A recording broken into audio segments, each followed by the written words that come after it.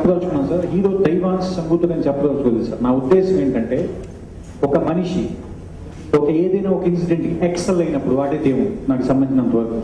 ఇప్పుడు for example ఒక auto driver ఉన్నాడు, రోడ్డు మీద ఎవరైనా యాక్సిడెంట్ లో పడిపోయినాడు, వాడు పని లేకపోయినా ఆపి వాళ్ళని ఎక్కించుకుని తీసుకెళ్లి హాస్పిటల్లో జాయిన్ చేసి వాడు దేవుడు ఆ మనిషికి సంబంధించినంత వరకు.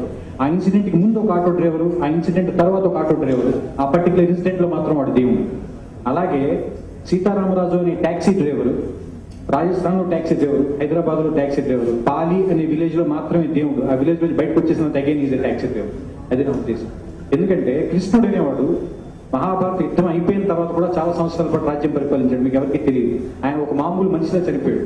ఆయన చనిపోయిన తర్వాత ఆయన రాజ్యాన్ని దొంగలు దోచుకెళ్ళిపోయాడు, ఆయన కొడుకుని చంపేశారు, ఆయన భార్యని దోచుకెళ్ళిపోయారు, సత్యభామ విధవరాలుగా తప్పు భూములకు వెళ్ళిపోయింది, రుక్మిణి సతీసాగమనం చేసింది. ఈ విషయాలు మనకు ఎవరికి తెలియదు. ఎందుకంటే అప్పుడు కృష్ణుడు ఒక నార్మల్ యాదవ కింగ్.